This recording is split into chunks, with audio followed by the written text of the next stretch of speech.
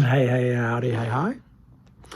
I sat down a little while ago with a very interesting person called Marius Nielsen in Denmark, who is teaching a course on VJing and experimental video art, using all sorts of stuff, digital, analog, you name it.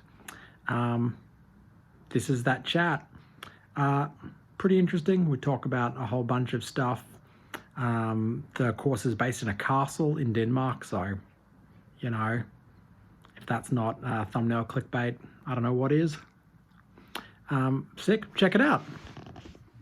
I wanted to ask you, because you sent me this Facebook message, and I looked up the I wanted to say university because in Australia I cannot imagine that type of educational institution not being a university. We can get into what it is. It's a weird thing, and it wants to be a weird thing too. That's why it's like difficult to explain for anyone who has never been here or been to a place like this. But yeah. I did. But first, can you just like introduce yourself? Tell me who you are. Yeah. Yeah. What this cool place you work in is. Yeah, sure. So my name is Marius Nielsen. I'm a visual artist, and I'm a VJ, and then I have the good fortune to be working as a teacher at let's call it an institution for now, where I teach this thing full time. Teach people, adults about video editing, video processing in different like weird applitions, and also with some vintage video gear and stuff like that. And I teach them how to make projection mapping and performative visuals for, in conjunction with music usually, but really for anything. And we also do installations and all sorts of weird stuff. So yeah, that's what I do. And I teach at this place called Engelsholm Højskole in Danish, which I guess the English translation is Engelsholm Folk High School of the Arts. Is it like that on the website? I've never really ventured into the English-speaking side of the website. I never really had the reason to, but it like in Denmark we do we do 10 grades of like formal like public school, so we do that, and then we're done about the age of 15, 16. Then you can opt in to go into like either trade school straight away or like become a carpenter or whatever. Or you can go to something we call gymnasium, which I guess is like sort of the equivalent of high school, like the American and Australian high school. And when you're done there, you're about 18, 19 years old. And then with the gymnasium, as it's called, you're like applicable for higher education, like university. Yeah. But actually, none of that has to do with where I teach and what I do, because the Danish folk high school is sort of like the odd cousin of the Danish formal school system, on purpose. We're essentially a no exam, half year semester boarding school for adults. That's so cool. Yeah, so the folk high school was invented like ages ago, like in the late 1800s, as a way for the common people, for the peasants of Denmark, to like get a proper introduction and education, allowing them to participate in stuff like democratic voting system. Then you have to know about democracy and rights and politics, I guess. So these priests and like philosophers got the idea to like gather all the young farmers of Denmark, put them on a school for half a year, teach them about democracy, and out came like well-functioning citizens. And put that, give that 150 years or so to mature, and now you have this odd cousin of a school system where young adults, usually like 18 plus, but we usually get people in their early 20s, but actually we could take in all ages, and they come here for half a year to do something other than go to university, or if they're tired of university or maybe just bored of like regular school, they come here to be taught whatever we want to teach. It's a free school in the sense that we have no set curriculum by the state. We're not governed by the Ministry of Education. We're governed by the Ministry of Culture or cultural stuff. Yeah, that allows us to do weird shit, and that's what's allowing me to teach this weird course. And Engelsholm in particular is a folk high school that focuses on art. So we have a school which is actually a 400-year-old castle. I saw that. I don't know if you can like put some images up of it, but it's very beautiful. It's obviously not right now because it's like 9:30 and it's very dark in Denmark. But it's an old school that was it's an old castle that was then converted into a school, and we teach seven. I remember there's 7 different like courses in. What do we have like? Fine art, painting, but also electronic music, songwriting, jewelry design, ceramics, photography, and glass blowing. And then there's my course, which is audiovisual art and VJing. Yeah. So. So tell me. No, just go on. Oh, I was gonna say yeah. So tell me about this course. Did you write the curriculum? Did you take over for someone else? I did take over for someone else. So the story goes that a guy called Lau Lindqvist, you can look him up. He's called 2D Visuals. He went to the headmaster of the school, like I think it was 9 years ago. This is nothing that I've experienced myself. It's me trying to relay the story as I've been told. So he went to the headmaster and was like, "Hey man, you have this nice folk high school of the arts. VJing is the new thing. It's what you should be like. No one is doing this. No one is teaching anything in relation to this, and it's gonna take off in like some year, like now actually, because it was just around the same time that electronic music got really popular in Denmark, and I guess it's because like everything got cheaper, laptops were more accessible, all that same stuff, also applies to this craft. So he started it, and it started off as like a weird. We do it in the way we do it at this school. You like when you come here, you take a full course. Like so, you come here and you do like 24 weeks or 18 weeks of glass blowing, straight up, all the way through. But at the time, they didn't want to like bet everything on VJing being a course that could like manage to collect enough people. So it started off as like this weird hybrid with like half photography and then half VJing, and hoping that whoever like cared enough for one thing would also care for the other. And I guess it sort of worked. I've talked with former students and were like, yeah, it was a bit weird, like going from talking about like classic photography and then, oh, this is the MX50. It's a really nice video mixer from the late 90s. Like, yeah. Then it had a small stunt as a like opt-in course, so you could like do electronic music as a full course, but then for 5 weeks you would be taught VJing as like this side thing, and that's where I came in because I was hired in by Lau as a guest lecturer for 1 week in 2017, and then I was hired the next semester doing the same thing, and then the former vice principal of the school came to me and was like, "Hey man, so we are going full on. We're doing the whole thing. We're doing a full course. It's getting its own like full course, and we are betting on people wanting to do this full time, and we're putting up a full time position at this school.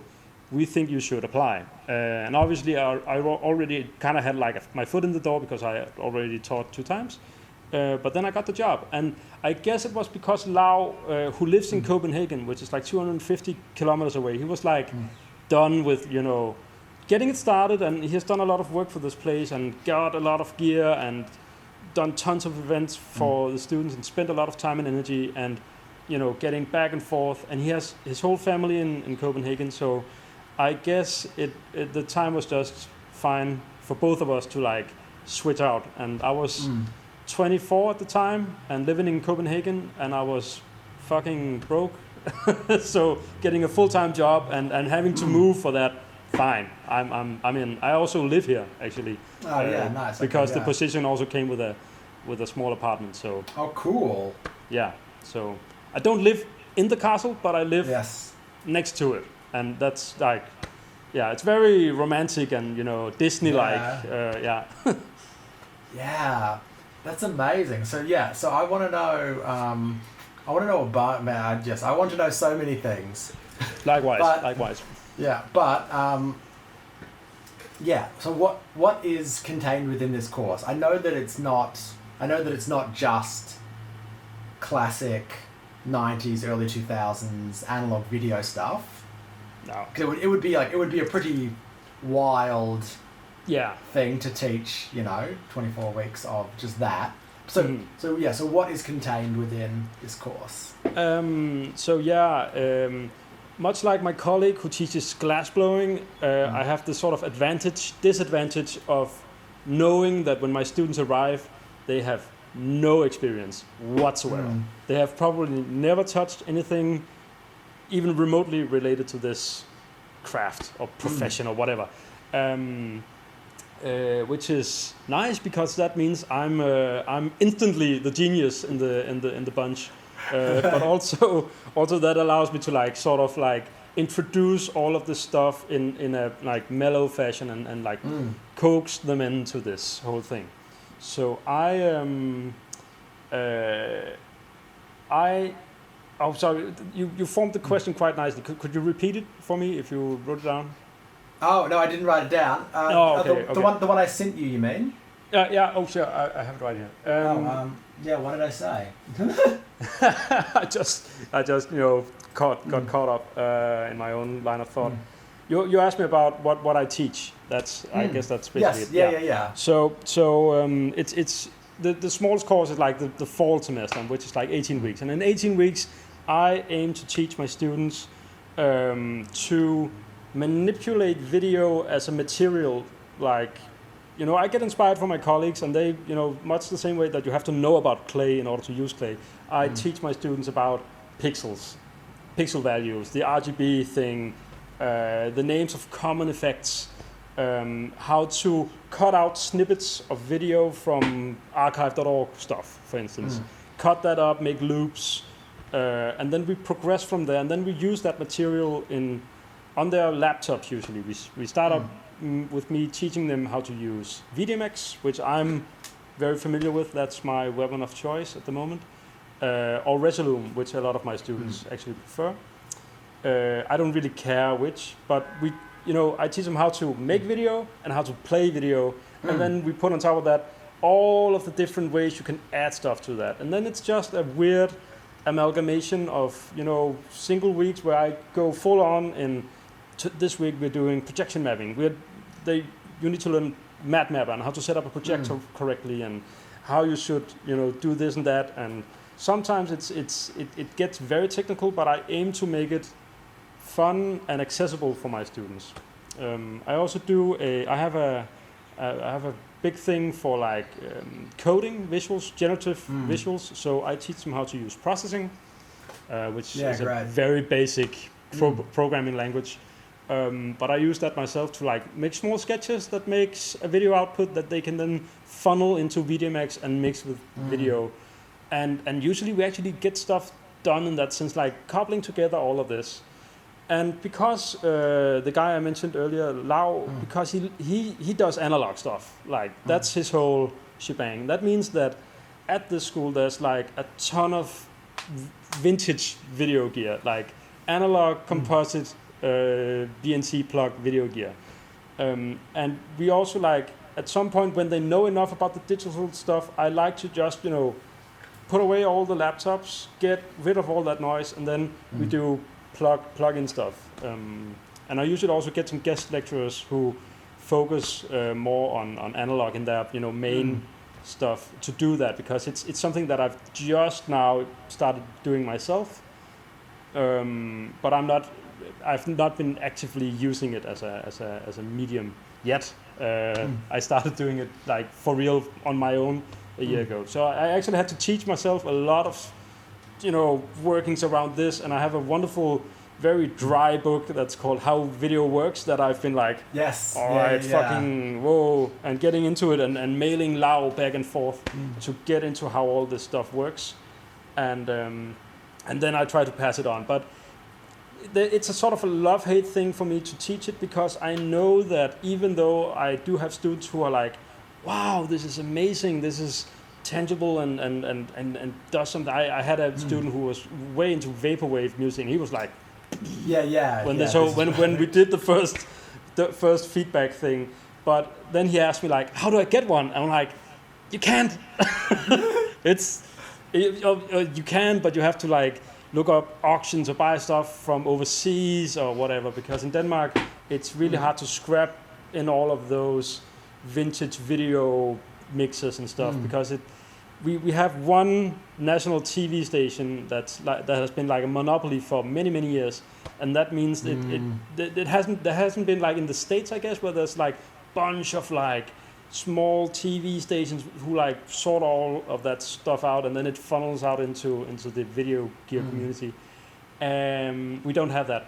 So whenever something comes up, it's gone in like instantly, and it's mostly picked up by me, my guest lecturers, or Lau. Yeah, for sure. Yeah, for sure.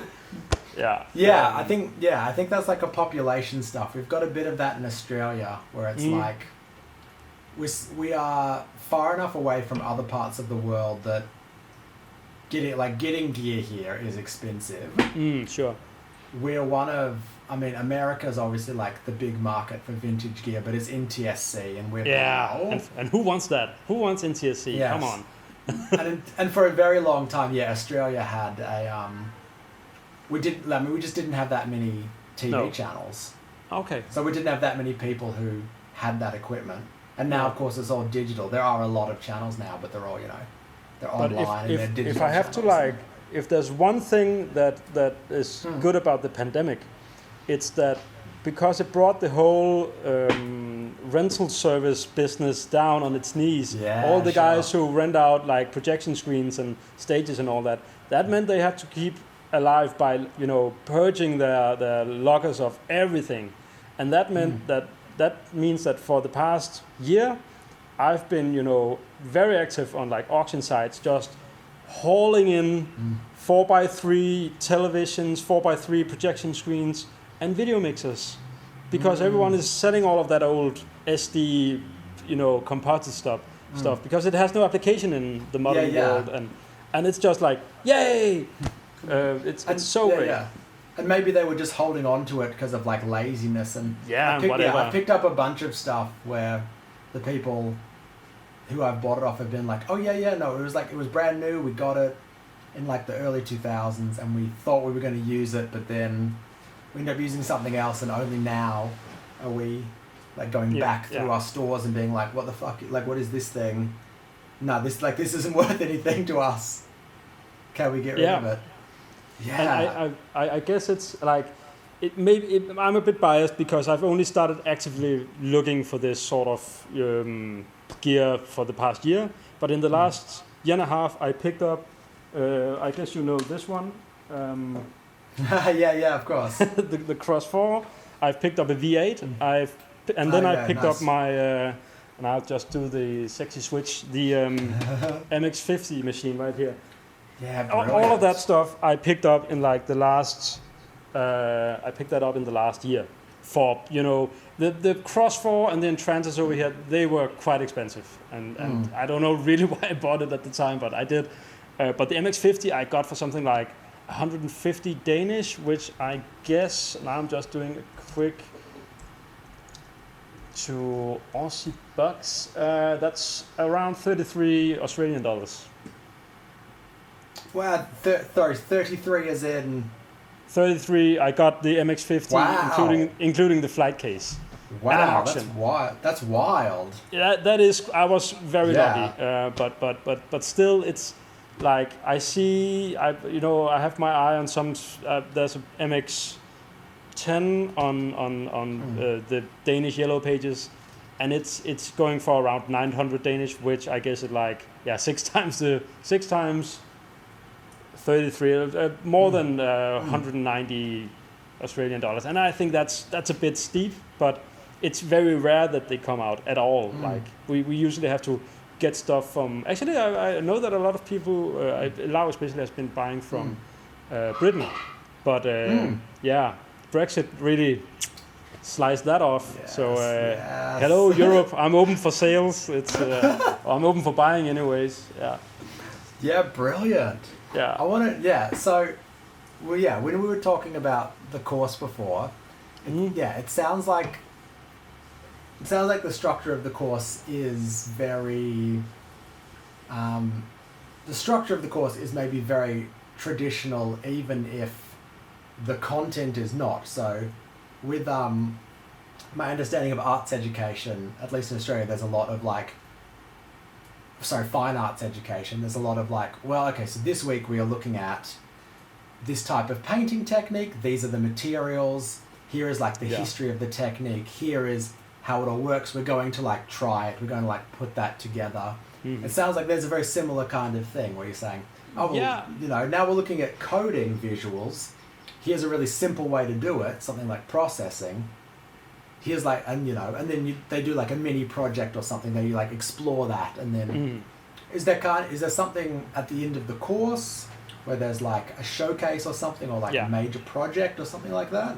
We do a biannual exhibition at the school. So we do a big exhibition. All the fine art people put up their paintings. All the photography people put out their prints, and the electronic musicians usually have they do a concert showcasing all their work, and in tangent with that, we do visuals. Or my students actually, I don't really push that as that much, but they do visual installations a lot.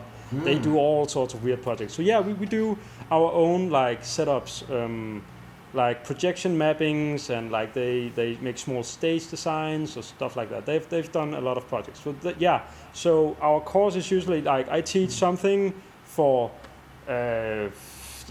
most of the time, but the last 4 weeks of the semester is them narrowing down their focus onto one subject that they would like to explore, and then they do that for 4 weeks with me as a guiding, I just wander around and check in on people and see what they do. So they're very autonomous in what they pick, and I'm just trying to help.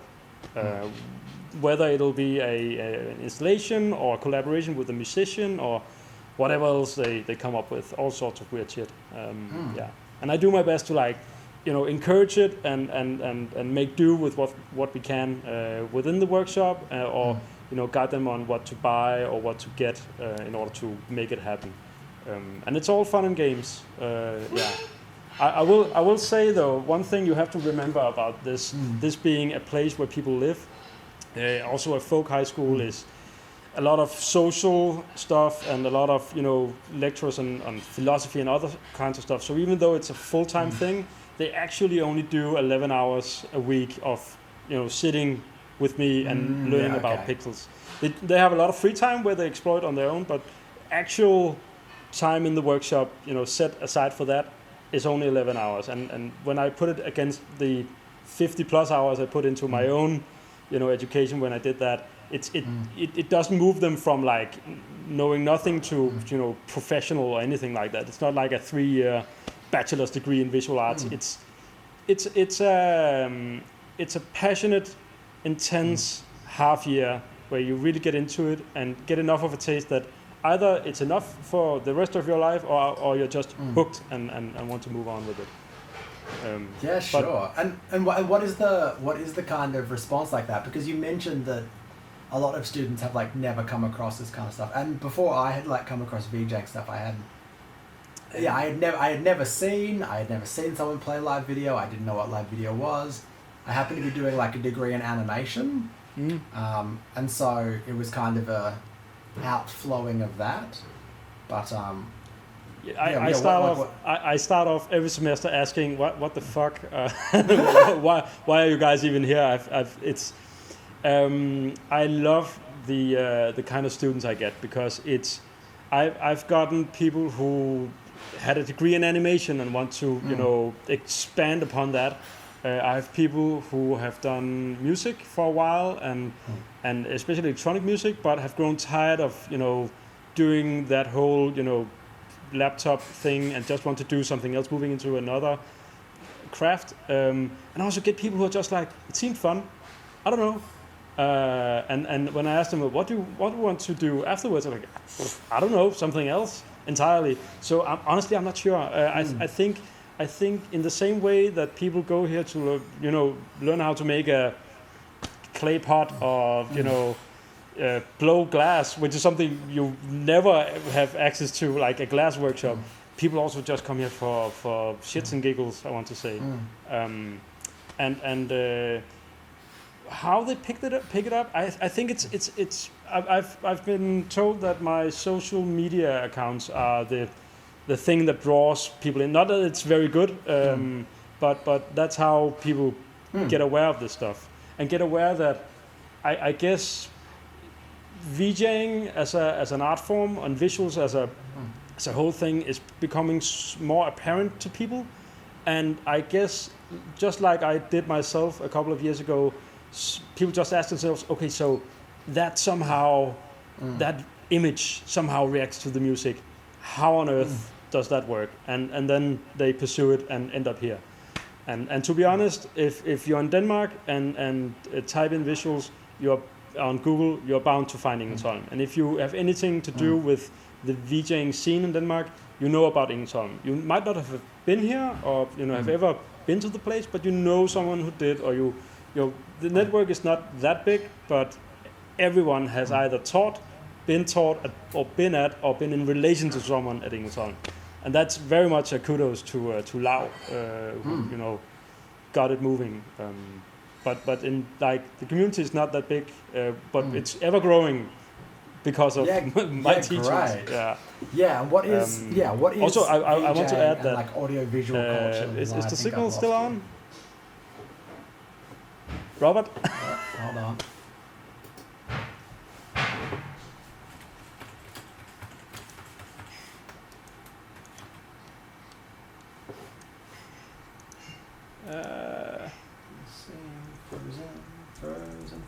Frozen.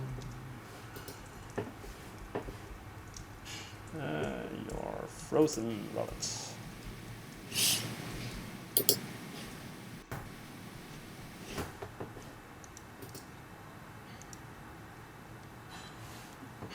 Okay, hey, we're back. Sorry, I don't know what that was. Okay. I was gonna ask, what is the VJing, like audio-visual scene like in Denmark? Because so in Australia, we don't have a very like good, what would I say, like visual art is not like of the people in Australia. It's like, it's very kind of like a bit hoity-toity and stuff, and so people don't really see VJing as art. They often just see it as like that thing that's playing at the festival. I'm getting munted at, like. Yeah. I would say that the community is not, large, but there's a following. Like there's one Facebook group that you're usually a member of in Denmark if you do anything in relation to this, and I think it counts like, I want to say less than 200 people, but of those 200 people, there are some very talented people. There's only like a couple of like studios, like companies that do stuff in relation to this. And honestly, even though visuals as an art form is growing in Denmark, we are very avid festival goers. It's still not at the point where it's like common to see. We don't have visuals as they do in like Southern Europe, where it's like I've never been, but it seems that everywhere on all the nightclubs and shit, there's always like big LED screens. We're nowhere near that. Like I can mention one venue in Denmark that has a large projection screen at the ready and a projector at the ready. But everywhere I've played, small places or large places, I've always had to bring my own stuff. Like my own projectors, my own screens, my own everything.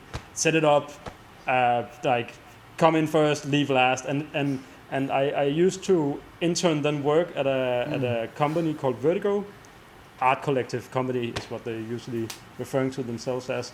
And they do the same thing. Like they still, they push it. They try to push a limit. They make amazing stuff, but it's an uphill battle still. And like I think my girlfriend of 3 years is just now catching on to what I'm actually doing. But once people experience what we do and see the workshop here and be like, whoa, that's really cool. And either they're like, that might be something for me, or otherwise they're like, yeah, you do that. You do your whole wizardry thing. I think because of the electronic music scene in Denmark, people working exclusively with like gadgets and bips and bobs and stuff that blinks is kind of, it's not so exotic that people are feeling like they accept it and like it. But I don't think we're nowhere near the volume or the level that I would expect us to be at this point. Considering everything, like considering what I see from VJs in other places in the world. When I see a festival like Coachella, where it's like everything blinks, when I see something like Tomorrowland, which I think is in Belgium, which is like insane. Yes. It's an aesthetic that we don't really do in Denmark. We're more like elegant and low key, like the Japanese, like the black and white and red visuals and stuff like. We dig that shit too. But I'm seeing it creep into, especially festivals, but not as much like venues and stuff like that. And for a country like Denmark, where there's like darkness most of the year, we only have one major light festival, like in Copenhagen, and a few smaller ones, but nothing that we should have it going all time. Like there should always be a laser at some city somewhere, actively doing shit. And it's not. I don't think it's there just yet. Interesting. So Australia's got a similar kind of vibe in a lot of ways. A lot of like a venue will be like, oh yeah, we've got a screen, we've got a thing, and you'll show up and it'll be like some little 4-3 office on a on a desk. Lots of that kind of stuff. Our summers, despite the fact that the sun stays up in Australian summers, a very, very long time, there's been this absolute like explosion of like local light festivals in the last maybe like 4 or 5 years. I don't know what it is, but just small country towns with like a few thousand people will just be like, we got a bunch of money from the government to light this place up. Kind of do whatever. But you guys also have big stuff like Vivid Sydney or and the big Copenhagen Light Festival. It's nowhere near that. Like nowhere near that scale of stuff. Not that it needs to be. Like the grandeur doesn't really compel me all that much. But like the commitment to engaging artists to like getting them to make big pieces. Not really. It's not. We're not there yet. I guess we're coming up to it, but it's a long and uphill battle. That's really what I tell my students, that expect to be playing on your own gear that you bought for like thousands of kroner, and you need to put a very expensive projector on top of a stack of books. And you need to do that for a while, and just put hours and hours into it, and maybe you'll get paid. It's very it's a bit weird having to like trying to sell the dream. But honestly, if I wouldn't be teaching at this job if I could have made a career out of it. Like, not that I don't like teaching here, but at the time I got hired, I was doing freelance work, and I did like art stuff, like commercial stuff, logos, and all that sort of noise you do to like get by. But in no way could I have made a career out of it at this point 3 years later. Like there's just not enough work to be able to do that. Maybe the onslaught of festivals that will hit us past COVID, that makes work enough for me, all my students, and everyone else. I don't know. It should just be festivals all around. Yeah, but not up until this point. Yeah, you mentioned Vivid. Australia's got a couple of kind of high-profile things. Like, I mean, Vivid is the big one for audiovisual culture. But we've also got this thing called White Night that's been happening, which is like big kind of lots of big projector mapping on buildings and stuff. But yeah, a lot of that stuff is driven very heavily by like commercial interests. And so that's one of the, like, what's quite cool about it is that, yeah, VJs and artists are getting paid, and that they're getting, but one of the reasons they're getting paid, is because like BMW or Volkswagen or whoever. Yeah, we'll pull some money into it. Yeah, they're like, oh, we've got a new car, we want some like cool shit, we're gonna park it out front of the Sydney Opera House for Vivid, and you can project in the background. So it definitely feels like some of those kind of like big cool opportunities come because there is, there is this money, there is this, and maybe that's why stuff like Tomorrowland and stuff, these like, 20,000, however many, 1,000 people show up and pay an enormous amount of money. You suddenly have this influx of money that you can be like, we'll have like a big laughing clown stage that with like spinning eyes and shit. Spinning eyes and stuff going all around. Yeah. I think Danes are more.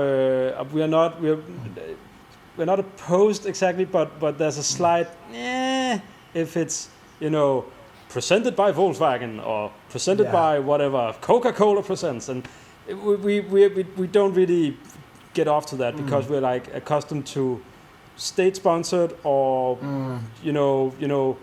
coming from within kind of art, like stuff driven by underground grassroots kind of stuff. And also I think I'm just my own aesthetic is also tends to be kind of highbrow, so I stand there and like, oh, they put the Universal logo on again. Stuff like that, and that doesn't really do anything for me. But and I think that's why it's there's a festival called Distortion in Copenhagen, which is quite crazy, and they definitely do for some major record labels like Universal. They were able to put together some stages, and I even VJ'd at one of those stages once in the middle of Copenhagen. And honestly, when you're in that, you're like, whatever, man. I have a big screen. I can do whatever I want. I have to push the Copenhagen Records or Universal logo button ever so often, or play some dumb fucking loop every once in a while, and that's okay. But there's not a lot of those gigs. But because frankly, I don't think people dig them as much. But I know that a lot of my colleagues in the business do stuff in Germany where it's like big car presentation. We want projection mapping on the car, crazy stuff, and if you can just poke into that business and you want to do that, then there's money to be made. But if you want to do the highbrow stuff, it's grants, it's funding that you have to find and dig up every in weird places, and it's more highbrow in general. I don't know which is to be preferred. Honestly, if all the craziness of Tomorrowland and Coachella could like be applied in Denmark or Australia, I don't know if it's I feel like if you want to try to make money doing that, you just have to do both. You just have to do whatever you can. Yeah. Like, one of the reasons I got into making gear was it was just like, and I felt this in like a lot of different parts of my life, maybe at the time when I was a bit younger, but it was like, when you are like only one person, and you are like, when you make something live, like I was doing live video stuff, I was doing like live sound design, composition stuff for theatre. It's like, I felt like when you are just one person, there's only like so much you can do, and there's only so much money you can make, and only so much like mental space and energy. And one of the reasons I got into making my own gear was it's like, oh sick, like I can design something once, produce it a bunch of times, sure, and then it will. Whereas like you VJ a festival and it's like, it might get filmed and shown again, but you don't get royalties or you don't get money from that. Yeah. Like, it's gone. It's Someone also saw it and then, it's a weird like kind of one man band. Like you're the guy with like the drum on the back and like the cymbal up here and like the squeaky horn below your like feet and stuff, doing everything at once and like yeah, and it's kind of self-inflicted in a way, I want to say, because it's not like we don't push that, but I usually tell my students that we, you know, if you look at like the traditional hierarchy of like performing artists, you have like the black t-shirt guys, which is like the lighting guy and like the sound tech, and all the people moving crates and setting up the stage, and then you go up notches until you come to like management and artists, like the fragile people who needs to go on stage and perform. And then right in between that is the VJ. And we have to come in at the same time as the black t-shirt guys, and we have to speak with the management guys, and we work right here, and we don't get paid. yes, and you get a lot of drink tickets, but you get enough drink tickets to wreck your gear. Yeah, exactly. And it's like this sort of weird, you know, quantum position where you're like kind of regarded as like this wizard who can do all sorts of stuff, but still you're not like, you're also able to solve a lot of other problems, meaning that you're suddenly, you know, the guy who can also record everything for everyone and do it at no cost at all. And yeah, I've been in places, I've been at gigs where I've been like, it's not that I demand respect from anyone, like, you know, as long as you can just look me in the eye, but I feel like I'm not looked upon like as a performing artist. I'm not really looked up as like a working black t-shirt either. It's like not purely technical. Yeah, exactly. I'm not a fragile artist, and I'm not in a union. Yeah. Odd fellow that someone brought along, and he wants some money and whatever, and like, and he constantly he says that his gear doesn't work, but it'll work in 5 minutes. It seems unprofessional, and I get that. So maybe if you were a VJ who like shows up on time with just a laptop plug in and you're playing steady, I guess you could make much more work than anyone who brings along all of this crazy nonsense and like insist on making this insane generative whatever stuff. If just to get stuff done, there's work to be had, and I have much respect for that. I don't do it myself. I don't find it nearly as interesting as doing weird feedbacky shit, whatever.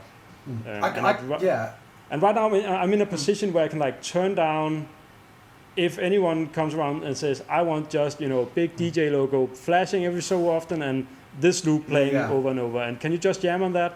I would rather say no to that and then do an unpaid gig where I have fun and do it with people whose performance I truly enjoy and want to like add to. Yeah, totally. There's something about I don't think I could ever be happy or satisfied by just, you know, showing up with the DVD. Like, this was the old-fashioned style. You show up with the DVD and you put it in and it plays on the screen and you just stand there with your arms crossed. And unfortunately, it's very much a thing that you only notice once you're like. I tell my students from now on, every concert you ever go to will be ruined if there's visuals, because you will be, you know, just standing there like trying to figure out what they did and how they did it, and you will be very disappointed whenever you see the kaleidoscope effect ever again, or whenever you see a badly cut loop or something like that.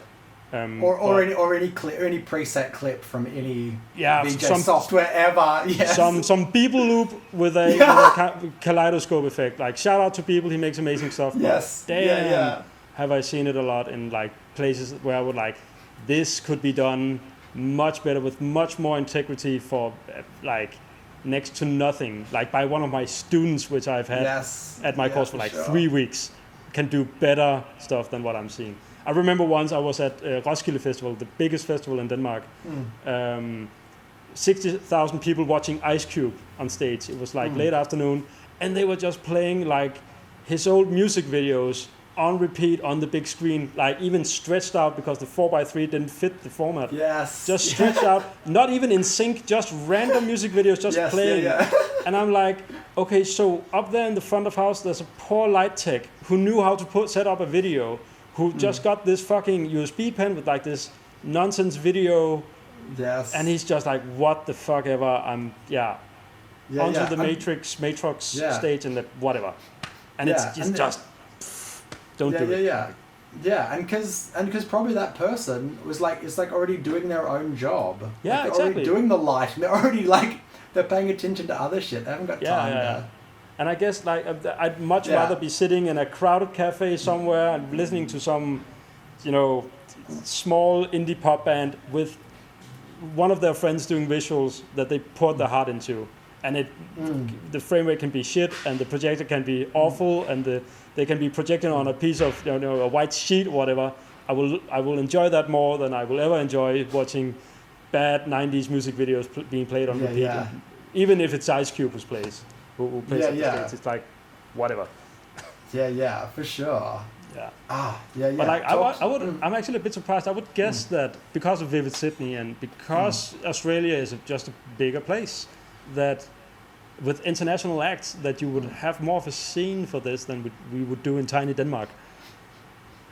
There's definitely at the very like high end, which I've never been up around, but a lot of that stuff, like, we used to have lots of festivals, like things like Big Day Out and I don't know, like Soundwave and stuff like that. They've all kind of faltered a bit over the last couple of years.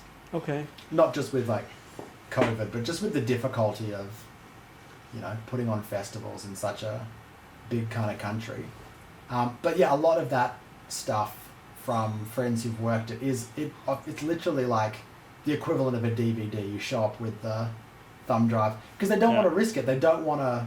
Yeah. They're like, we've got this many people who've paid this much to come to Big Day Out or whatever. Mm-hmm. You've got the two banners either side of the stage and the thing up the top. Yeah. Just play some geometry, like. Yeah, we can't risk it on someone who shows up and plugs in cables into this whatever machine and like insist that it's more art than this way.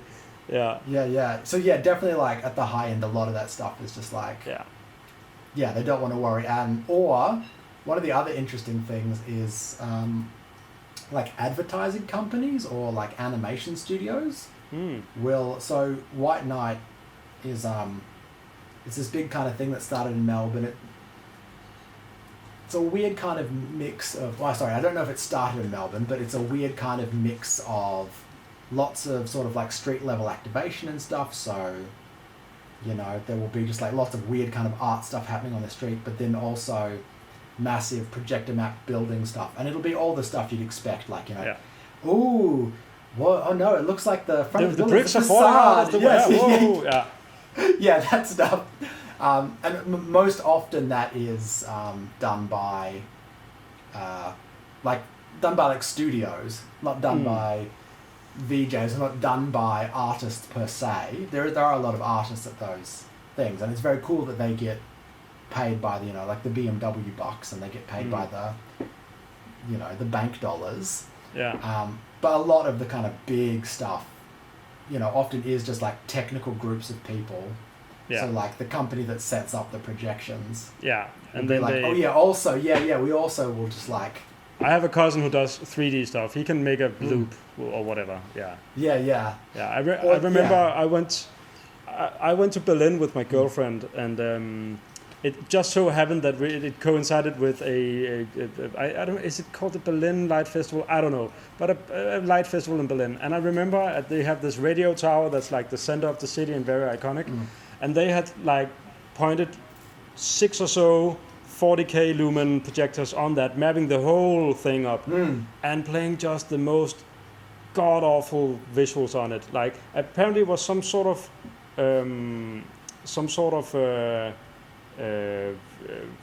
it wasn't a commission, it was like a competition from different artists who did it. So no disrespect to those guys, but it just lacked any sort of coherence or like why do it other than we need to project on this massive thing, whatever. There was tons of other stuff around the city which was very nice, But that thing just struck me as like, this is weird. But again, it's like so much budget, and why are these people being paid so little in order to get this working?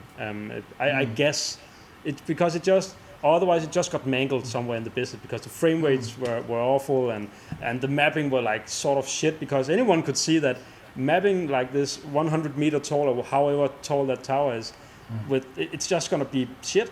it's not gonna be great. And I guess anyone who like would have worked directly with material from the get-go, like any VJ who would like be commissioned to do that thing would be like, yeah, it doesn't really lend itself to that. There's no reason to do this. I'm sorry, it really seemed like I really didn't want to like step down on those people who made that stuff. If you did stuff for Berlin in 2019, I'm sorry. It's no disrespect. I just don't like poorly, like quickly made 3D graphics, and I think you should have had more time to do it. That's what I'm trying to say. Yeah, or often I find when stuff like that happens, it's because there's been like a big kind of divide between the technical people who set up the projectors and did all that kind of stuff, and the creative people who kind of just like come in on the end. Yeah. Like if it was a commission, I've seen lots of video commissions where it'll just be like that, like, oh yeah, compare, and then this amazing like projector setup gets set up, and it's like, oh, we've mapped the whole building with projectors and it's beautiful. Oh, but you don't get a file or anything we're just going to play your video like scaled up. Yeah. And it's like, okay, shit, like you spent, you've got these $100,000 projectors in these like special outdoor mounts, and they're all synced, and there's this whole video network going on. Oh yeah, no, but just give us your 20-minute 1920 by 1080 video, and we'll just pop it up. You just have to make it like this, and it has to be 9,000 pixels on that side and 1,000 on that side, and then it'll just work. And you have no idea where anything goes, and you have no way of anticipating how light will bounce off of anything, and it'll just whatever. It's I've seen pen that too. And you don't know where the windows are, and you don't know where. Because you just get given this thing. Yeah, I think often when I see stuff that doesn't really seem considered, it's because the artist just got told, give us it at this resolution. Oh, by the way, we won't give you a photo of the building. We won't give you the model that we're using to map or anything. But honestly, like I come from the animation, motion graphics business, and I see how there's I see how I went down into that ditch that is between those who put up the projection gear and those who sit in front of an iMac and make wonderful motion stuff. That like it's rarely that they meet, other than within an email where like, can you produce whatever bright colors and funky stuff, and then just put it within this frame and it will just work. There's like, and there's the few of us who like fall over either from one or the other side. Like we end up at the bottom being like, fuck, it's much more difficult than you thought it would be, and pays less, and it's horrible. It's horrible. Yeah. Yeah, I think that's one of the reasons that I like analog gear so much, and the reason that I like kind of like unpredictable systems. You might be right. Yeah. I feel like you have this control. I feel like being there live in the moment, you have this control, and so rather than sitting at the iMac making something that then gets thrown up on this building, I feel like at least when you're live, you can be like, oh yeah, well, I'm here in the moment with the sound, with whatever is being projected on. I can kind of play with that and manipulate and fit that in a way that, if you just show up with the thumb drive or the DVD, you don't have that option. You don't get given that. Yeah, and you're allowed to like talk with the machines. You're like you are interacting with the machines in another way, and they drive a lot of the. I think that depends on you needing to have like some sort of flair, or at least very deeply rooted interest in technology in order to like achieve that. Because like I went to a motion design course at like my university back in the day, and I went with like very talented people who made amazing stuff for the screen, like amazing app designs, amazing motion design for Vimeo, amazing interactive websites, but they rarely seem to want to get out of that or get out of the control of it. Like, and like they I was always the funky kid in that bunch, and now I'm even funkier because I sit here with all of this whatever gear that sort of works, Yes. sort of doesn't, and doesn't really apply to any, this doesn't upload anything to Vimeo at all, and it doesn't lend itself to that. But it lends itself brilliantly to me setting up a projector on the screen somewhere random and playing for hours at a time. That's all nice and good. But I think you really want it takes a special kind of person to like dig that, and I see that in video circuits, the group when I see the kind of people who are very interested and very like committed to perpetuating this old gear and making new gear and all the modular synthesizer guys, and it's like amazing to like see my own interest and passion reflected in those people. But it's a small bunch, it's a niche within the niche, I guess. Yeah, totally. Yeah, especially the analog gear. Like now that I'm like deep into it and have put a lot of money into it as well, I see that like it's crazy, like crazy, and I've like great admiration for especially those who are in and around the video bending subreddit, the video circuits Facebook group, all that, you included, and shout out to all those brilliant people who make stuff that somehow does this magic. I've been able to put together a dirty mixer and a cheap hacky AV thing, and that's it. But I just followed a guy that sold it stuff where I was told to. I have no clue how it works, like in actuality, and I feel the need to like wanting to dig deeper into that the more I work with this stuff. Like anytime I explore a new mixer and see like, okay, so this feedback looks, but why is that? Like, how come this doesn't look like whatever else?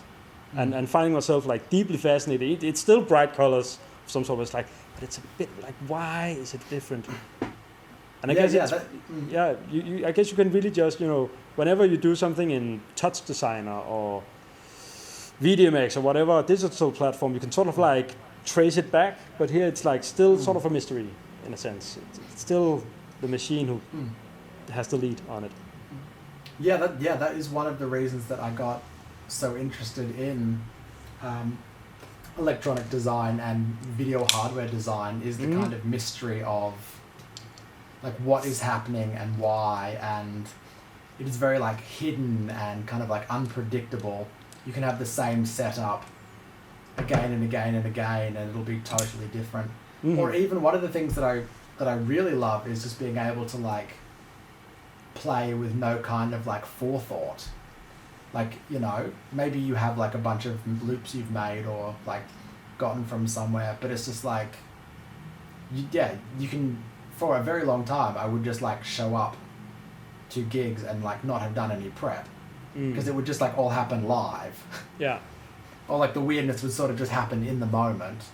And that there was something like very kind of like fun and freeing about, almost a bit like, jazz improvisation, where it's like, this stuff and the tools and what you're doing, but it's like, it's not until you like are there in the moment that you can like really do the work or like do the hard work. Yeah. I remember when like, because for the longest time I had like a lot of passion about learning about my favorite tool, VDMX, and I remember how when I sort of knew my way around it, when I'm in no way like, I don't know everything that VDMX does, but I've grown so accustomed to it that I found myself doing the same stuff over and over again, using the same tricks when I performed with it, knowing how, and I got so deeply rooted into it that it couldn't surprise me, honestly, in many ways. That's just that's also sort of what's the word? I just realized that I've grown into walking the same tracks over and over again. And that's when, and I've sort of fatigued by it. And when I then was introduced actually here at Engelsholm, when I got here, and there was all this crazy gear that I've never seen before. And I sort of started pushing buttons and seeing what it did, and realized that whenever I did it, it just slightly changed, and it always did new stuff, and I'm still exploring new stuff and still like this thing I have going on behind me. I've never done before today, and I love it. I've no idea why I haven't found it before, but I love that I did, and I've even made like these sheets where like cross out this button needs to go and that needs to go, but it's still down to like the T-bar needs to be like exactly there, and you'll never quite hit it in the same manner again. And that's I find myself being intrigued in it the same way I was when I started using the digital tools like a while back. Now it sounds like I've left them behind. I haven't. I will say that for me, the analog stuff is very fascinating and it tickles my brain in a nice way, but it's not a thing that I suggest for my students to like fully go on into, and it's not something that I added to my other performances. But it's nice to have this thing that like tickles my brain and like like forces me to like redo stuff. And I love that now I have a setup right here that it like just turn on whenever some code doesn't work, and I can just play around and have fun, and wonderful, it looks new and bright, and now it's green, I don't know why, and it's I guess it's just a green day, or wow for that fun to have. But you get what I mean, that it's just like it has its own life, and it's wonderful to like be a part of that in some way, being the two hands that like somehow brings it to life, but still don't really need to do anything. It feels to me like there is a hierarchy of interaction where like at one level you've got like your illustrators and your video, like DaVinci Resolve kind of video editors, where it's very kind of like slow and methodical in the interactions you have, and it's the same every time. And then there's more like real-time stuff at a different level, like like VDMX, like I don't know, Resolute, Modulate, all these other programs where they're still like very predictable in a lot of ways, but you have this kind of motion and freedom, and you add a MIDI controller to that, and suddenly you're able to kind of do these things.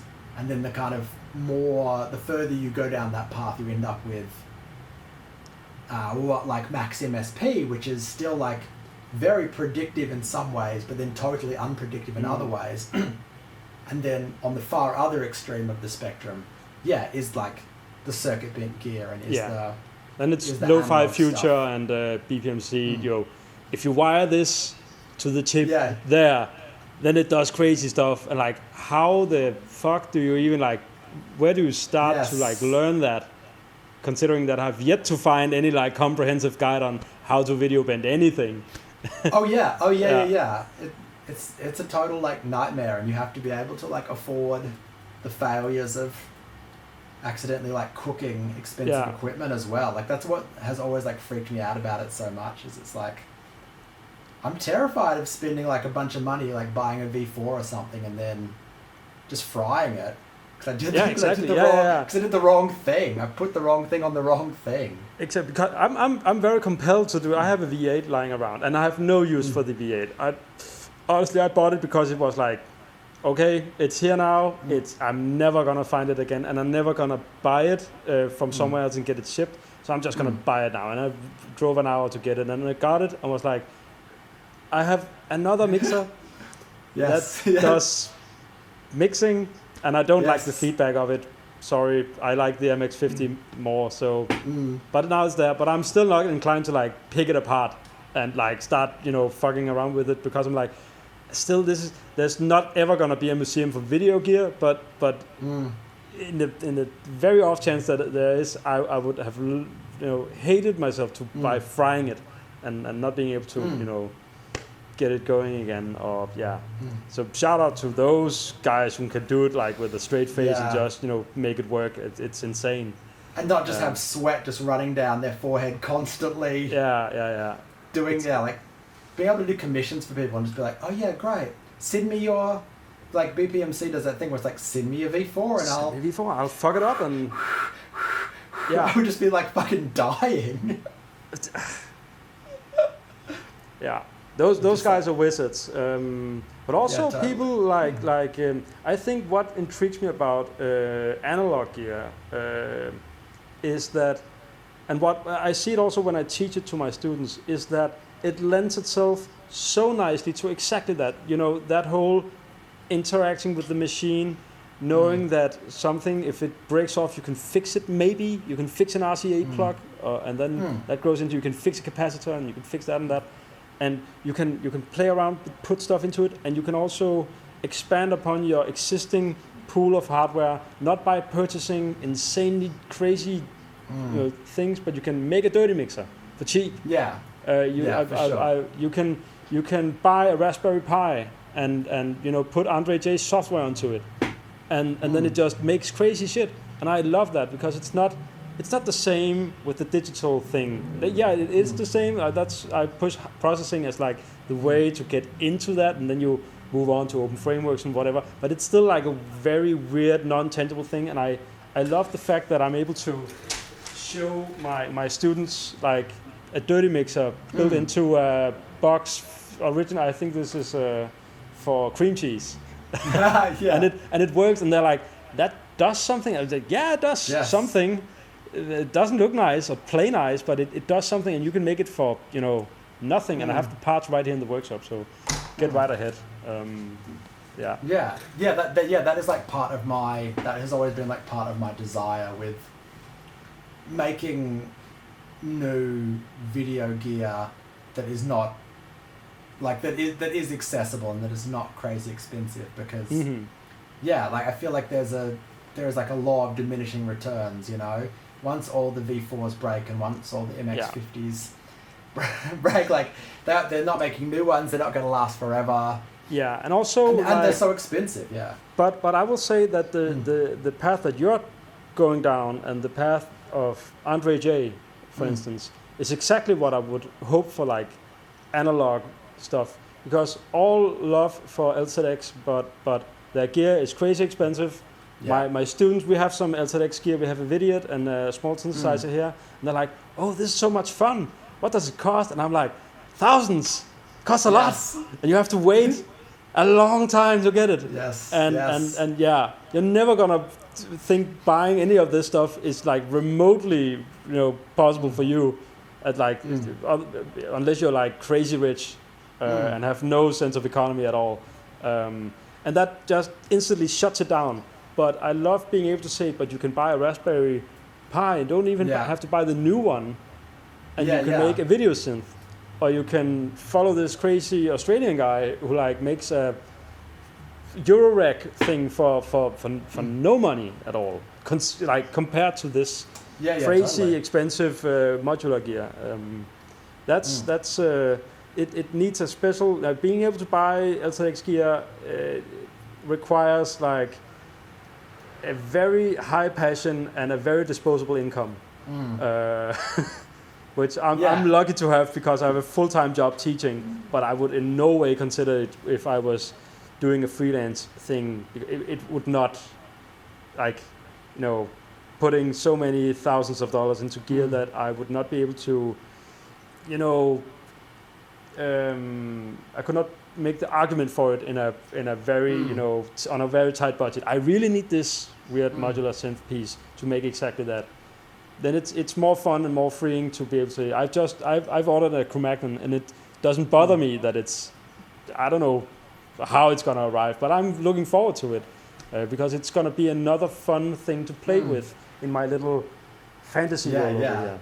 And maybe it'll end up in the chain when I hopefully go out past the pandemic and do video gigs, but I wouldn't bet on it. But yeah. Love that stuff, but I think I'm more prone to buy stuff from you or Andre or Lo-Fi Future, those guys who might make these artisan weird thingies that are more accessible, or even if they open it up.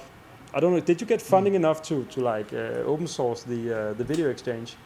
It's very simple on the face of it, but it's going to get open sourced, and the CV expander and everything will get open sourced as well. Once my dirty secret at the moment is I'm not doing that at the moment or releasing the bomb because I need to buy all the parts before like everyone else gets on it.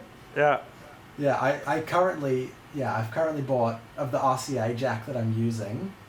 I own all but I think 400 in the world, and so because I just had to buy that MIDI, and so I'm not letting people know what the RCA jack is right now because I need all of them in the world. It's like the time I get. It's like a low budget version of the time that like Daft Punk like bought out all LEDs across the world to make the Alive tour. Yes, yeah, totally. The very weird niche. Yeah. Yeah, you don't want to like let on. Yeah. What which I don't know. Like, I've seen that happen with a bunch of other DIY modules where it's like it'll use a specific slider or something, and then the next day they're all gone. But I think the even though the you could potentially make a shortage of parts if you buy like every single one of them. I still like the fact that I discovered that I live way out in the countryside, and around 20 kilometers away from here there's a small shop with like this wonderful old guy who like runs a local tech repair and component shop in this like small town. It's just him. It's like every component I think he bought like pre-2000, and he still prints out receipts on this old like the punch hole printer thing. He's wonderful. Yes. And I show up and I'm like, okay, so I need so many linear pots. I need all of your RCA jacks. And he's like, what? Like, he has no clue who I am and what I do with it, and why I'm so excited. But I'm genuinely excited because all of that stuff, like, it's the exact opposite of getting the new 3090 whatever graphics card that is, being scalped across the world, because I can just go down to the hardware store, get some ICs and get some whatever and try to put it together. Not that I have done it successfully. I have a mutant enhancer in this box that has not been, but it doesn't work. I have yet to, like, I should have taken a degree in electrical engineering or something like that. I'm trying my best, but I'm working on it. I'm very impressed by the stuff that you do. By the way, I think it's amazing to see that you're able to like cobble together all these parts and like make something of it, even in a very small form factor. Like, that's crazy. Yeah. Oh, I've actually gone back to study electrical and electronic engineering. All right. Because I was kind of doing this on my own, and I got to that point where I was just like making too many mistakes, and I was just like making too many prototypes that just like didn't work and were just like kind of fucked up. And there's a certain level where you're like you know that there's a common saying about learning that when you know that you don't know enough, that's when you should like get some mentor or get a network of things. I love the guy on Video Circuits who made those videos of him. He makes those drifter modules. What's the Little Big Mod guy? What's his face? Oh, it's a wonderful. I think retired television technician. Oh, Not Dave Sieg, but what's his? But like the stuff that he does, making YouTube videos where he like explains, analog video or composite signals and stuff like that. That's just wonderful to follow along with. I wish that he pushed more of that out, and like I want to learn everything he has to tell. I can't remember his name. What is it? I feel like I know who you mean. Yeah. Yeah, that information is like very difficult. But Rob Schaefer. Rob Schaefer is his name. Oh yes, yeah. He's just he looks like the most kind man in the entire world. Yes. But it is so funny how hard it is to get your hands on that kind of information. And just plainly knowing how being able to decipher the circuit and design your own, I guess. Because it feels like so much. There's like with the whole kind of audio DIY kind of revolution thing that has been happening over the last however many years. I can just like jump online and be like, microphone preamp circuit, and I'll get like 1,000. Yeah. Or be like, I want like a mixer or a VCO, or just, and there's just like so much information. Yeah. But it's very interesting just how little there is for video. Yeah. And so it's very cool when people like Rob Schaefer are just like, oh yeah, no, here's how. Yeah. You know, I made this thing and it makes lines and it moves like. Yeah. Huh? And it's in HD. Here's how chrominance works. Yeah. Here's how chrominance works. Here's how, all these things that you just can't really Google unless you want to get a big block of text that's just like the chroma subcarriers stored within the with the sidebands of, and you're just like, what the fuck does that mean? Yeah, I remember. I think I reread how video works like once a year to like refresh, and I get progressively longer into it. But there's parts where I like drift off and like I have no fucking clue of what I just read, like for the past pages. Even though it's very layman's terms and quite nice to like explore that whole, world. It's If only there were more Rob Schaefers, and if like he could just sit here and I would like nurture him like a little baby if he just like kept on feeding me with all the wonderful information he has. Like that's to keep this thing alive. I feel like it has like a certain vibe at this point where like analog video is so unnecessary in the grander scheme of things. It's like outdated, outmoded, outperformed in many ways. Like I know I'm like committing hybris here, but still now it's at the point where it's sort of like a fine art that you need like some sort of mentor-mentee relationship to like carry on with, like someone teaching the secret dark arts of analog video and like and I feel like that's where the communities are really nice, like in order to like they pursue that, I've done this, if you poke it with a stick then it does this, and will someone jot that down please, to like or like, oh, my thing is broken like this, has anyone ever come across this problem? Because otherwise like who on earth would know? Like I made that V4 video, and now apparently I know everything about V4s. I get but I feel like stuff like that messages about V4s. But in all honesty, that's part of the reason I wrote you, because I was like, that's wonderful. Someone made a documentation of gear that someone is bound to find at some point at some garage sale or rental, and it looks cool. And they initially thought it was like some sound thing, but it wasn't. And when they look it up, your video will show up and lend itself to teach them how to make art with it. And I think that's absolutely wonderful. And that's the hope, because otherwise it's just like you just have to sit down with the manual, and if you don't have any access to that, you're just like, what the fuck? What does this mean? What am I doing? Even with manuals, I have the manual for the MX-50 lying around somewhere here, but it only tells someone who knows about it more to do it. It doesn't like I'm using it in the exact way they try to avoid me using it in. Like feedback is not supposed to happen. Like all of this crazy nonsense is not supposed to happen. It's supposed to do boring things, like placing an image in the corner. Yes. Who the fuck wants to do that? That's so fucking awful. Or taking a standard video signal that is totally within spec and has been delayed to make it just the perfect. Yeah. The V8 I picked up, I picked it up from a guy who apparently used it to broadcast hockey games, like at this hockey skate ring in a semi big town in Denmark. And he talked about why do you have this? This is this is a bit of niche equipment. I made like crossfades from one end of this to the other end, and then I sometimes put the score on top. It was very nice to put the score. It's very nice keying where you can like really make it soft and nice, and like that's crazy boring. I'm in no way. You don't want to know what I'm supposed to do with it. I'll see you like.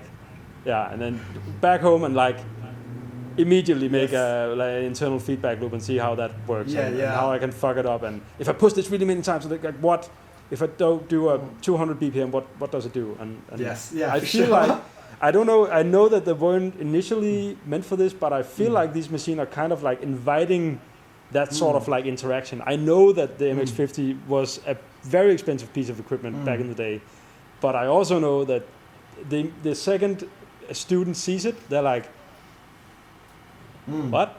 Nice. All right. Okay. What if I do it to music? What if can I like just punch this and punch this? And I'm like, yeah, you can. You just go right the fuck ahead and you keep on, experimenting. It's wonderful. But I'm just guessing that they were quite expensive. I always tell my students that. I'm pretty sure they were. I've got this theory about when you design equipment that I think speaks to what you're saying. So I was like, do you know the MS-20? It's like the classic Korg synthesizer. It's got the patch bay off to one side. Sure. Yeah, it's that I feel like if you give people these kind of weird options, so like my understanding of the MS-20 is it wasn't meant to be this totally crazy, do anything kind of device. And that's partially why it is like pre-patched already. Mm-hmm. But that if you give people these options, even if they never intend to use it, because like with the V8 or whatever, you could, like you don't have to give people a T-bar. Like if you expect people just to fade between two sources, why isn't it just a auto fade button? Why are the effects a knob? Why aren't they just like buttons that you type in the exact value? Like when you give people these options, and you give people these ways of like interacting, even if that's not what you intended, or even if that's not what most people will do, the fact that people can do that, and the fact that people can sit down with the MS-20 and be like, what happens if I put the audio output into like the VCO frequency? Like what happens? Oh, it's wild, it's crazy. Oh, it just like sounds insane. And you know what? That's I know that Blackmagic just released a new ATEM Mini, which is exactly extreme, and it's just buttons on a black piece of plastic, and I'm like, what the fuck? And again, I just bought a HDMI mixer, a very simple HDMI mixer for the course, and it's just supposed to be able to mix between two students' laptops, but still, there's nice big touch buttons. It has a T-bar because I actually bought it with the T-bar because it's reminiscent of the vintage gear I have, so it seems more familiar. Yeah, which one is it? It's the RGB Link Mini. It's a decent but simple device. It does what it does, but it's tangible still. It's not that it's crazy fun. It doesn't lend itself to do all sorts of effects, but it still does more than whatever ATEM Mini box that has buttons and needs software to run or whatever. The more I use this sort of gear, the more I like stuff being in a box, actually. More than I like crazy nice rigs and wonderful rack-mounted boxes that does crazy stuff when you open the Blackmagic software for it, when you do this and that with it. It's too streamlined. In 20 years, no one will pick up that sort of thing and do anything fun with it. That's my main takeaway from seeing that. It looked so boring. 8 HDMI inputs, and you can like click a button, and then in the software you assign a fade value. Wow, snore. That's and I think like that the possibilities that are built into something like the design of the MX50 when you compare that to something like an ATEM Mini, I think is very interesting. I think you're right. I don't think people will be using the ATEM Mini in however long, because once it is superseded, I don't know what there is for you in it. And once the software no longer works with your operating system, I don't know what you will do with it.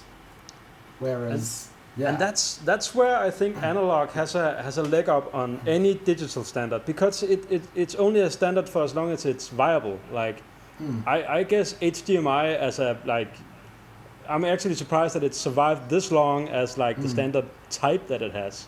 But it's wonderful. It's even more wonderful that I'm able to plug in the same fucking you know, either a you know, phono plug or a BNC plug into anything in this workshop, and be like, it works, it picks up the signal. Yeah. And it might be that the signal is stuck in the 4.3 format.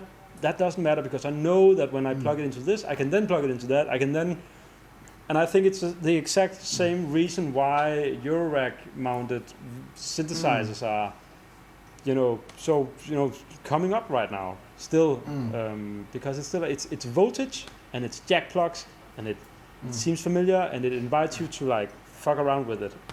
Yeah. And everything goes to everything. Yeah. Like you can't plug a HDMI cable into an audio mixer.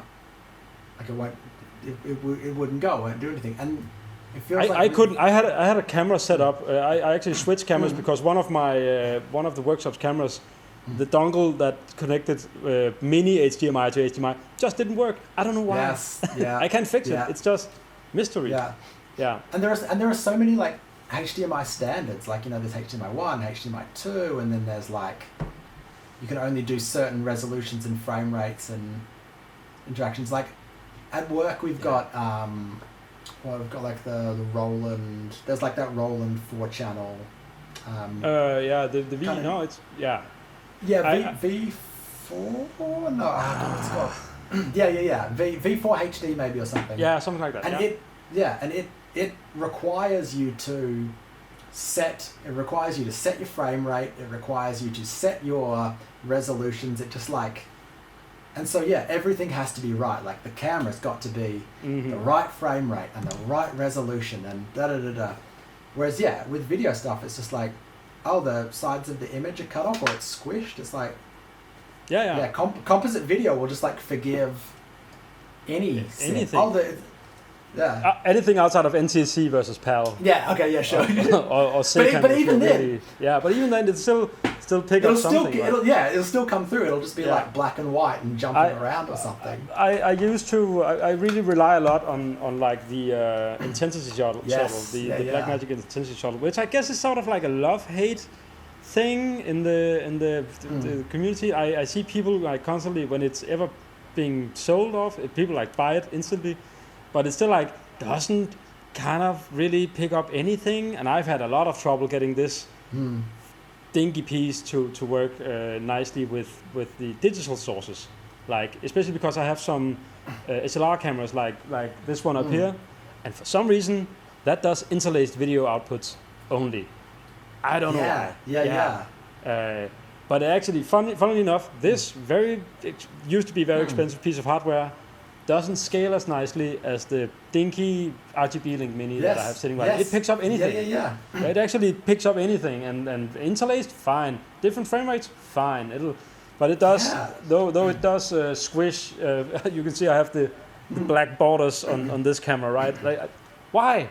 I have no clue. I have no fucking idea. It's supposed to be full HD. Yeah, totally. And often I find that from that capture card, you get these kind of like pixelated effects, whereas I've got like a $30 rip-off capture card that I use for most stuff, and works amazingly, will do anything. Okay. I regret my intensity shuttle. I've got an intensity shuttle too, but it's just like, it's so funny, and it's really specific about timing, like trying to do a VC, you can't really do a VCR to the intensity shuttle. And actually, right now, my intensity shuttle is like not the reason, but one of the reasons that I'm stuck with Hackintosh running High Sierra instead of anything beyond that. Yes, that of course. Just seems to be a whole nother ballpark. And I hate the fact that one simple upgrade of my computer, like my modern high-performance computer, will render this piece of technology absolutely useless. Like absolutely, completely useless for me. It annoys me, and again, in 20 years, it's a doorstop, and a bad one at that. But hopefully the MX-50 will still run at that time. Hopefully, let's see. Yes, yeah. This has been great. Thank you so much for sitting down and chatting with me. Is there something you wanted to like? Is there something you wanted to like plug? Or promo? Did you want to like talk about the uni, or is it something you wanted to talk about my weird alternate school. I reckon that the even though I have had international students before, I reckon that there's not as many people that would just like randomly go to Denmark. You're very welcome to. I would love to have you at my class. I can send you. I think I'll.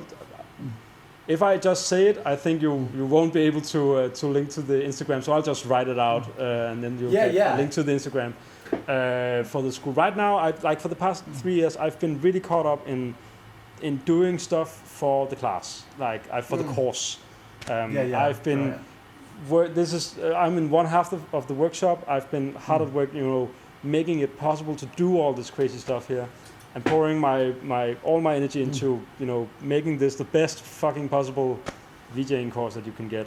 And now I'm just waiting for students to come. But that also unfortunately means that I haven't really been focusing that much on my own stuff, which again means that I don't really want to plug myself. No problem. I think I'm right in between, relaunching myself as an artist who tries to get jobs. But you'll see me pop up at video circuits once in a while, asking stupid questions. And brilliant. Well, If you're in Europe, if you're in near Denmark, contact me. I would love to hear from you. Yeah.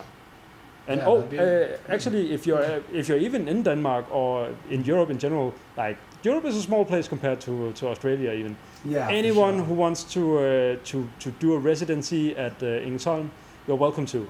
Like we offer, like, think outside of Corona, we do residencies, and I would love for any and all video artists to come here and fuck around with my gear, with the course gear, with anything. Just meet my students. It would be wonderful. I love this whole shebang. It's been wonderful talking to someone else across the world who enjoys this sort of stuff, man. Yeah, for sure. Amazing. Thank you so much. Yeah, this has been really good. Yeah, and you know what? Keep in touch. It's of course. It's I'd love like, to.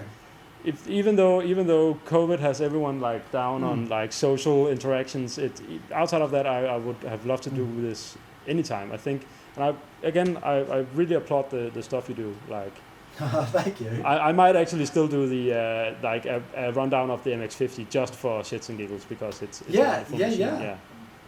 Please do. Like, if you've got a setup. I do not have an MX50.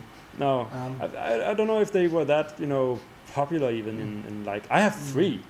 So cool. Sick. Not me personally, but we have, like, that's been the go-to thing for the workshop. And the funny thing, they all do different kinds of feedback, and it's so weird. Yeah, I might just do that. I think I need was it a Voltron clip that you put onto the you did a Knight Rider theme for the other one. I think maybe I have to see if any Danish weird serialized content has lends itself nicely to that. That would be a fresh take on it. Yeah. But, brilliant. Sure, man. Well, again, thank you so much. Such an absolute pleasure. Yeah. If you do have the recording of the audio, that would be sweet. If not, audio and video, I've yet to see how big the file is. I reckon it's going to be massive. Pretty big. Yeah, sure. But you'll get it, and feel free to do whatever with it, man. It's. Yeah, I feel like I've been like breaking down on a lot of like artists and shit like that. So one of the things I'm gonna do is, if I end up putting it online, I'll put it up online private, and you can like go through it and make sure, and I'll cut out anything that you. If you're like, no. But if you're like, oh shit, I was a bit hard on LZX. Nah, I don't really think that. Exactly. Then I can just like slide. Yeah. I don't think it's not a community that lends itself to blacklisting people, but in the tiny, in the sense that it might be, I wouldn't want to be that guy. and like sometimes you say stuff and then find stuff out. It's like, you might get a call tomorrow from someone being like, oh, the intensity shuttle, it'll work on anything. You just need da da da da da da. And you'd be like, oh, I just shat all over it, and actually I didn't know what the fuck I was doing. Like with the V4, like some of the criticisms I had of it, people just hit me up and were like, Oh, no, you just press the up-down buttons. Oh no, the chroma key can be any color you want. You just have to go into the menu, and I was like, oh, okay. Okay, fuck it. Yeah, don't I look like an idiot being like, it's only got a green chroma key. Oh. One thing I do have to ask you though is like I'm very fascinated about the rig that you run with like the dual iPads. Yes. Because iPads are coming down in price quite a lot at the moment. I'm just wondering what kind of iPads are they? And so iPad 2. Yeah. Okay, that's an old bugger. It's got analog video out. That can be PAL or NTSC, just with like it's like a 30-pin cable that goes to RCA. And you can, I don't know how much longer this will be true, but you can still put files on it using iTunes and the there's like a sharing thing, a file sharing thing in iTunes. So you can still get stuff on it, and the software I'm using is called Color Code VJ. Super duper simple. It's a little fiddly. Like sometimes it'll start up and it won't connect to the output, and you have to restart the iPad. Okay. But yeah, so cheap. Like I got one of those for free, and the other one, I think I got given for like $20 or something. Because I've been like whenever I'm bound to see one, coming in secondhand at like next to nothing. I'm just wanting to know what kind of model exactly, and then like. Yeah. And should I get number 2? As long as it's number 2, and should it be like should it be Apple branded RCA output cable, whatever, 30 pin? You'll have more luck with a proper one, but the cheap ones work as well. You might just have to unplug it and plug it back in if it doesn't recognize it. Would you recommend it for like, again, I do this for students. I wouldn't use it like myself. I have plenty of stuff to like play back files, but would it be a fun thing for students to work with? Like, maybe it's a little painful putting video on there. Yeah. But it's like if you put a whole bunch of clips on there, then and it's just there, and it's just like a thing that you can like plug into other things. It's another video source, but you can preview it, and you can. Then definitely. Like, what is cool about it is that you just like, it stays on. You press a couple of buttons and you click on the video, and it'll loop the video, and you fade to the next one, and it'll just make, and you can preview all your clips. It's like the Eddie Roll P. Oh yeah, the P10. Yeah, I have some friends who has it. It's not that great. Honestly, it's actually hard to put stuff on. You can't really see your clips. It doesn't play back properly. I think theirs might be faulty, but they talked about it being like buggy as fuck. So it doesn't really. So I feel like the iPad is kind of like a good, cheaper alternative to that, where it's just like, it's much cheaper. You can just play back some video. You can't capture, but you can just play some stuff back. But that's okay. We unfortunately didn't really talk about it, but we have a basement here at the school which has a wall of like 40 CRTs. Yes, you did mention that, didn't you? Yeah, I have some in the back here. You can see. Unfortunately, right now they're all put out of. I put them out because of space issues, and also they caught some mold, which is nasty. But usually it's a setup reserved for like parties for the at the school, and usually the students are like, we just want to make some whatever stuff, and unfortunately with the MX50 you kind of have to like be there at it, like punching stuff. So it would just be fun to have something that didn't require them to go get their MacBook for to put up at a party to like just do random shit. So I was really fascinated about the iPads. I think I might scrounge some old iPads. Those are bound to like be like the next doorstop, I guess. It's crazy to think that it goes so fast. It's totally deprecated technology, man. That's insane. But let's do this again. Sure. Let's chat again. Yeah, and let me be the one getting up early in the morning the next time. Sure. Then I would also have some nice bright sunlight bouncing in. Right now it's like I can be the one drinking. I can be the one drinking beers, and you can be the one drinking coffee. Yeah, amazing. Thank you so much. I'm gonna head off, but this has been really good. I really appreciate this. Yeah, and keep in touch. Yeah, definitely. Sure. Till next time.